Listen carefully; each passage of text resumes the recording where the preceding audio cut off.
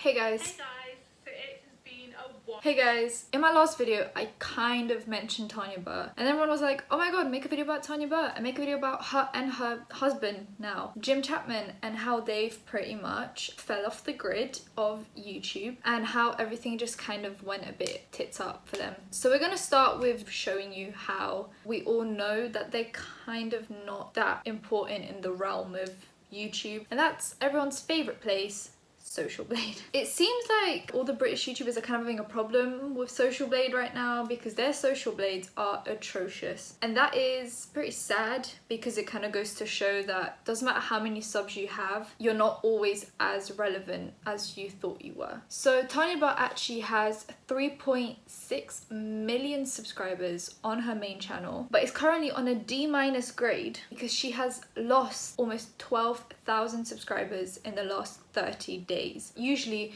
she'll get around 20 to 100,000 views a day, which is kind of like a medium-sized channel would get about 20,000 views a day. And it's the same for Jim Chapman. Jim Chapman is currently on a D- grade. He has lost 12,300 subs in the last 30 days, which is actually a good month for him. That is an increase of 20% from his previous 30 days. Losing subs for him is a good month.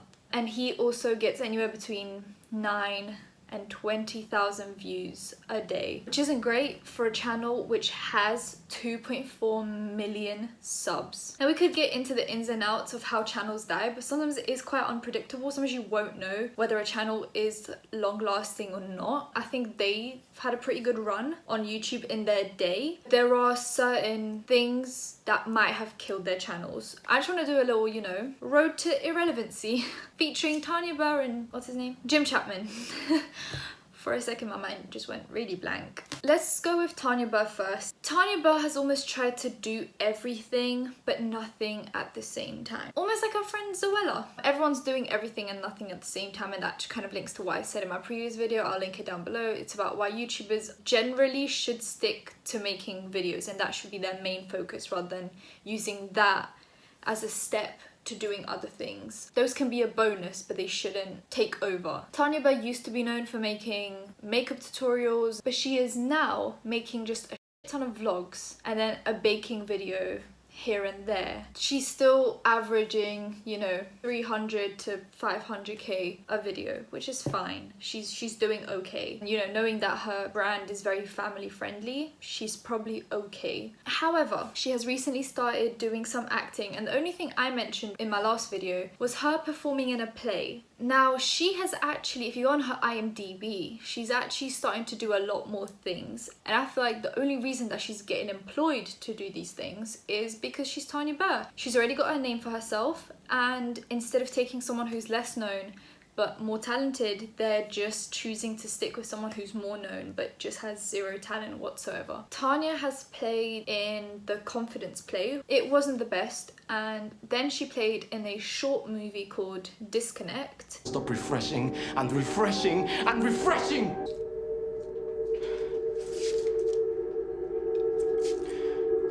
I hope it was worth it.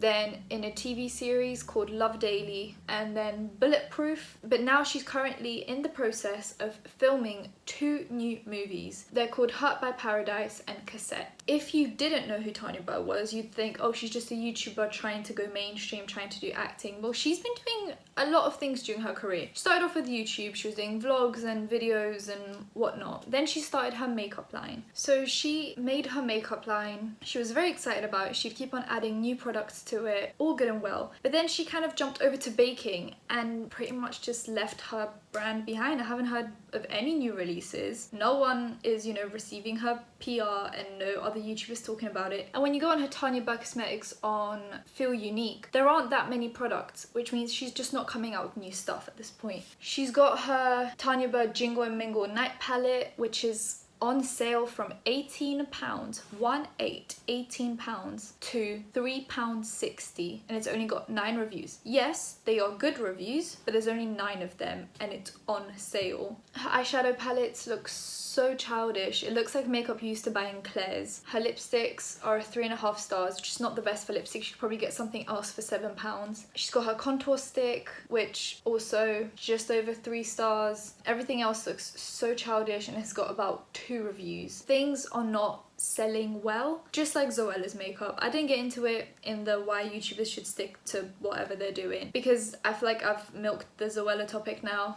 We'll leave her for a while until she up again. But Tanya Burr's cosmetics are not selling, so then she jumped over to baking. Now when you search that up on her channel, most of those videos were made ages ago, and any, you know, new ones, like one was made 6 months ago. Her baking Snickers salted caramel cookies, it's made 6 months ago, and it is one of her least viewed baking videos. The other ones are pretty much jokey or made 4 years ago, which means she's probably moved away from baking now too, after releasing a book, you know, selling it, milking the views for as long as possible, then moving on to something else. We're seeing a trend here with YouTubers doing whatever they can to make as much money as possible. So she went from doing makeup tutorials and selling makeup to then making baking videos and selling a book about baking, to now acting and making vlogs about acting. She milks whatever she's focused on at that moment in time to its fullest potential until people are sick of it, and then she moves on to the next thing, and it seems to be working for her. However, she is losing subs, just like Zoella, just like Joe Sugg, just like Alfie Days, and just like the rest of them. She is losing subs, which means people are starting to see through her bullshit. She doesn't have this one thing that she's really good at. She doesn't have this one thing that she's really passionate about. She's got loads of little things she's not really that passionate about and not really that good at, but she just will milk it until people start to see that she's not really that great at it, and then she'll just move on. But now I've made this whole big chunk of the video about Tanya Burr, but we will now move on to her husband, Jim Chapman. Jim has had a rough YouTube journey. He is on 2.4 million subs, but you check his social blade and it's really bad. But now you get onto his channel and it's atrocious. His videos are not getting more than 100k. Unless it's, you know, his My Mental Health video, which is obviously going to get a lot of views because his fans are going to watch it because they're worried about him. And then some people might just come across it because they were searching for mental health videos or mental health advice, and that video will pop up. Those are not people that will stick around for long. The other ones that he's actually focusing on, they're not getting a lot of views. His most recent video is How I Stay in Shape, boxing. His fans might not have realized or noticed because they're probably not the same demographic as KSI and Logan Paul. However, he is trying to, you know, get himself involved in the whole boxing match thing, because why would he release that now? Just over a week before Logan Paul and KSI's fight, he releases How I Stay in Shape, boxing, a boxing video, but it only got 9.2k views. That is not a good view amount for a channel that has 2.4 million subs. Do we see the huge drop in his channel? The video before that was a baking video which got 60,000 views. Then we climbed the O2, stealing nightscapes content, I see. So he's trying to kind of do what Tanya Burr is doing, where he's just kind of going with loads of different types of content to see maybe if something sticks and something works for him or gets him the views. So he did the boxing thing. Gotta check that off the list. Okay, boxing's relevant right now. Tanya Burr is doing baking. It worked for her for a bit. Maybe it'll work for him. Baking. Take that off your list. Climbing the O2. I've never thought Jim was type to do that. But you know, gotta check that off your list. Things I loved in July, which is very lifestyle-y. So lifestyle, checked off your list. It's just a mix of trying to grasp at any idea of content that you could grasp at. Sometimes YouTubers don't realize that the content is not the problem, it's them. Once you've reached a certain point of, and I hate the word, but obviously in this video is just that, it's just slowly becoming irrelevant. Once you've reached that stage of just like, yeah, no one really cares anymore, no matter what relevant content you make, people will not come back. The problem at this point isn't content, it's you. People don't really care about you anymore, and that is basically how the internet works. 1 minute you're relevant and 1 minute you're not, and I think it's hard to accept defeat. But he's had a pretty decent career on YouTube. Him and Tanya both have done pretty well for themselves, and at this point I think I'm trying to drive the point home when I say sometimes it's good to leave something behind while it's still good, rather than driving it into the mud and then leaving once everything's pretty much in flames and just like gone, dead, burnt, deceased. Jim Chapman's actually got like his own section in British GQ, so he's got his own articles, and that seems to be going really well for him. So I'm not really sure why he's still trying to drive this YouTube channel and trying to bring it out of, you know, the hole that it's been buried in. If you've got a good career going as a journalist in GQ and you've got your own section, which is probably really hard to get, and let's be honest now, a big factor in why you got it was definitely that you're a YouTuber, but they wouldn't really waste their time on you if you weren't good at it. They'd give you a chance, but if you weren't good at it, they would have just kicked you out by now. They haven't, so you're clearly flourishing in that. And actually, when I think about it, I can't really pinpoint a certain type of content when I think about Jim Chapman. I get that he used to make like the typical British content, but if you think about it, like Alfie Days used to make kind of challengey videos, like challenge funny videos. Zoella used to make tutorials. Joe's always been the more creative guy, you know, with impressions and challenges.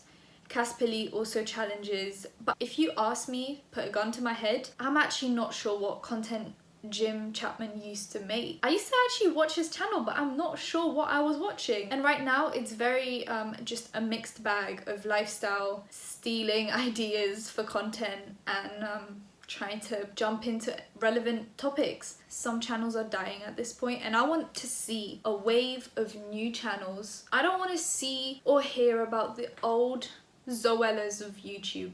I don't care anymore. I want to see a whole brand new wave of channels. I want to see people kind of at my level burst forward, and I want them to become the new Zoellas but not make the same debatable decisions that they have made. I want to see a new wave of YouTubers who point out people's bullshit and don't do what they point out in other people. Reaching a certain level on YouTube does change people. People do change, and that's not a bad thing. I think a lot of people on the Emma Chamberlain video thought I was like hating on her for changing, when I clearly made it clear. I made it clear that I've changed in a year and she's changed in a year as well. You know, everyone changes, and that was not one of the points that I made that was supposed to show that she was a bad person. I said, don't make a bold statement that you're not going to change and then change, because that's what she did. She said, oh, you know, LA's not going to change me, but it did. And that's not a bad thing, but just don't tell people that you're not going to change. Everyone changes with fame and subs and views. These guys have changed not because of the subs and the views, but they've changed to get more subs and views at this point because they are losing them. So now they're just changing their content around just to grasp at any viewers they can get. That's basically all there is to it. But yeah, if you enjoyed it, give this video a like, comment down below anything you want to comment down below, and subscribe, turn on my post notifications, follow me on the Instagrams and Twitters and Snapchats. Everything's in the description down below, and I'll see you in my next one. Bye.